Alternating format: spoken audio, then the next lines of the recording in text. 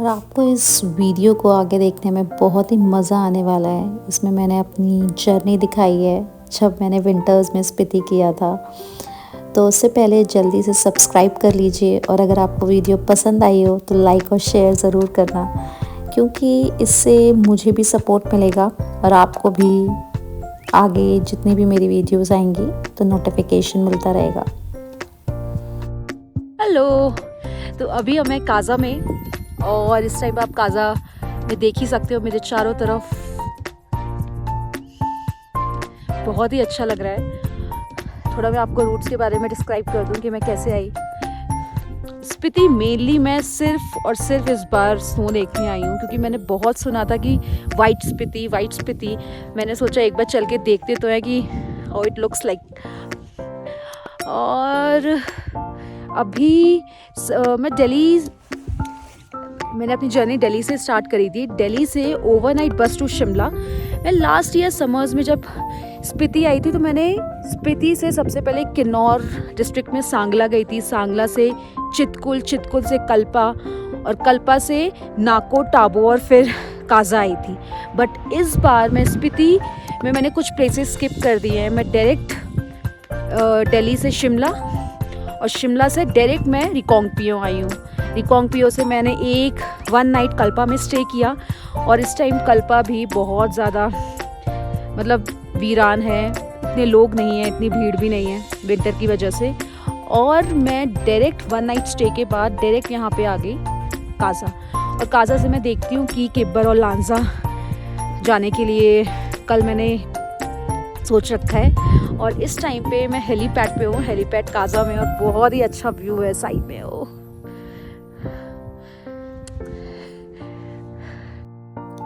Spiti valley की journey मैंने HRTC की बसेस से करी। यहाँ पे वुमेन के लिए 50% ऑफ भी होता है, और बहुत सारे टूरिस्ट बस से ही स्पीति जाते हैं। ये लोकल्स के लिए तो इजी ट्रांसपोर्ट है ही, और मैंने फॉरेनर्स को भी देखा है जो कि बस से ही पूरा किन्नौर और स्पीति का रूट करते हैं। बस रुक रुक के चल रही थी, जहाँ पे भी लोगों को फ़ोटो शूट करना था तो लोग करवा रहे थे। और अब हम पहुँच गए स्पीति वैली। देख ही सकते हैं आप, बर्फ़ से ढके हुए पहाड़ चारों तरफ। ये स्पीति का हेलीपैड है, और हेलीपैड पे आके बहुत सारे लोग फ़ोटो शूट कराते हैं, क्योंकि इसके चारों तरफ बर्फ़ से ढके पहाड़ हैं। और मेरी ये जर्नी स्टार्ट हो गई स्पीति के लिए फर्स्ट डे मैं किब्बर गई थी, और आपको लंच में डिनर में वहाँ पे मोमोज इजीली ही मिल जाएंगे। मैंने गाड़ी हायर करी थी, जिससे मैंने सारी जगह काज़ा से आगे घूमी, और मुझे बहुत ही मज़े आए, क्योंकि मैं अकेली कैब में थी, मेरे साथ कोई नहीं था। क्योंकि विंटर्स में आपको बहुत कम लोग मिलते हैं जिनके साथ आप शेयर कर लो, पर कोई बात नहीं, क्योंकि मैं अकेले स्पीति तक गई थी तो मुझे बिल्कुल भी गम नहीं हुआ अकेले घूमने का, क्योंकि मैंने बहुत ही एंजॉय किया। यहाँ पे हम की मॉनेस्ट्री पहुँच गए हैं, और की मॉनेस्ट्री तक जाने के लिए आप देख ही सकते हैं रास्ता कैसा है, थोड़ा गीला है, ब्लैक आइस पिघल गई है। तो फिर धीरे धीरे मैं ऊपर मॉनेस्ट्री तक गई, और मॉनेस्ट्री तक जाने के लिए मुझे कोई ज़्यादा कठिनाई तो नहीं हुई, बट हाँ बहुत ही सुंदर लग रही थी, क्योंकि धूप भी आ गई थी तो ज़्यादा ठंड नहीं थी। तो आराम से की मॉनेस्ट्री को हमने देखा, मज़े किए। और की मॉनेस्ट्री से ऊपर जो कभी आपने पिक्चर्स में देखा होगा लोगों की कि ऊपर हाइक करके लोग जाते हैं, तो पूरा की मॉनेस्ट्री का व्यू दिखता है। मैं वहाँ तक भी गई थी। थोड़ा बर्फ़ की वजह से स्पीड स्लो है, बट आए हैं तो मज़े तो करने ही हैं।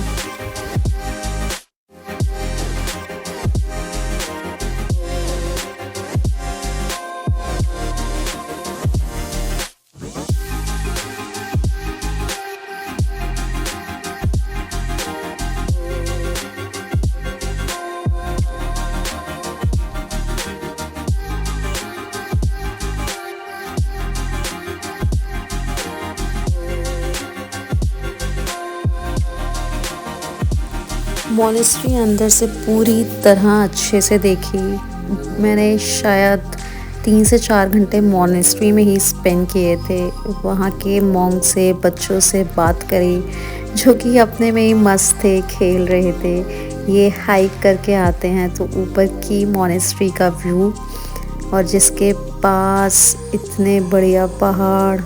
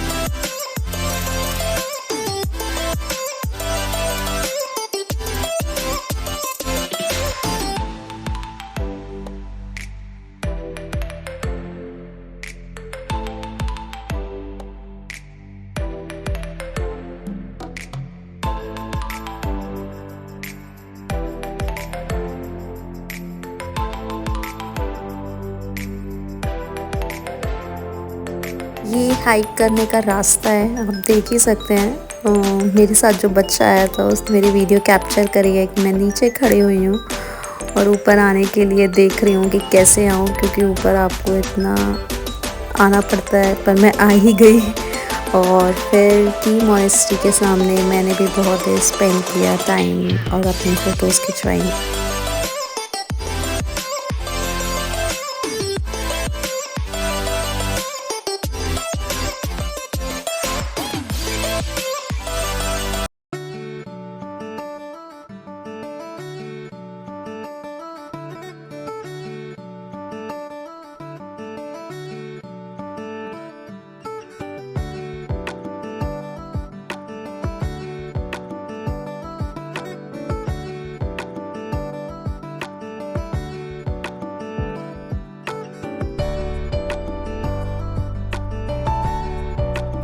विक्की मॉनेस्ट्री के बाद हम आगे निकल गए हिक्किम और कॉमिक जाने के लिए।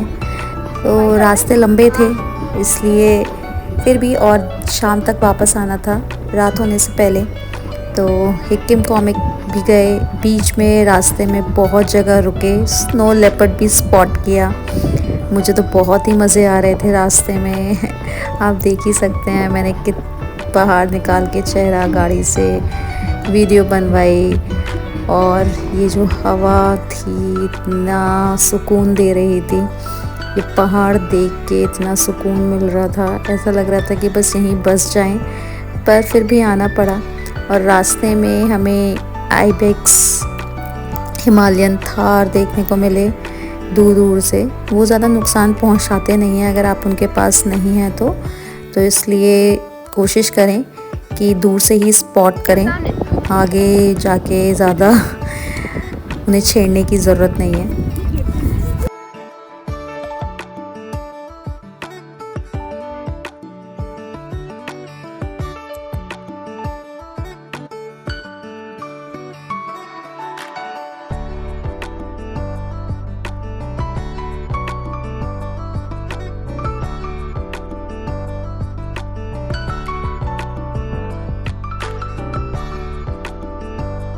ये पहुंच गए हम चीचम ब्रिज।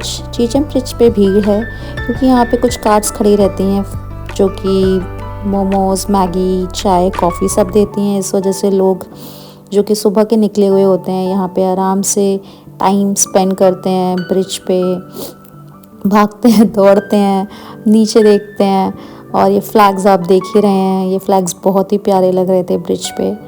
और बस यूं ही यहाँ पे भी मैंने कम से कम 1 घंटा स्पेंड किया।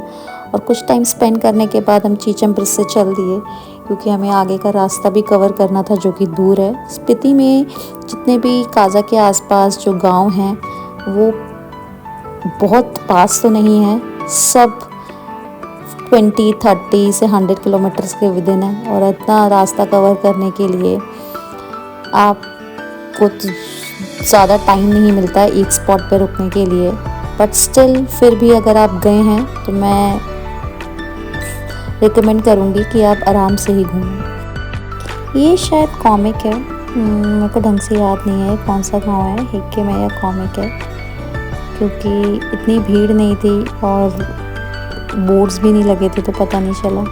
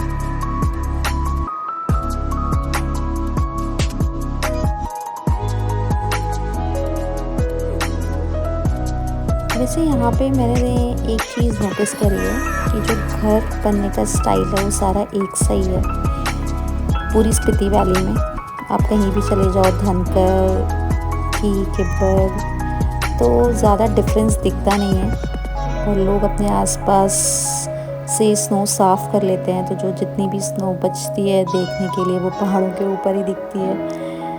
और क्योंकि हर गांव एक सा लग रहा था, मतलब एक टाइम पे तो मुझे हर जगह में कोई डिफरेंस लगा ही नहीं, सारे गांव सेम लग रहे थे और बहुत ही प्यारे लग रहे थे देख के। ये रास्ता इतना प्यारा हो गया था, पूरे पहाड़ पर से ढके बिल्कुल वाइट विंटरलैंड की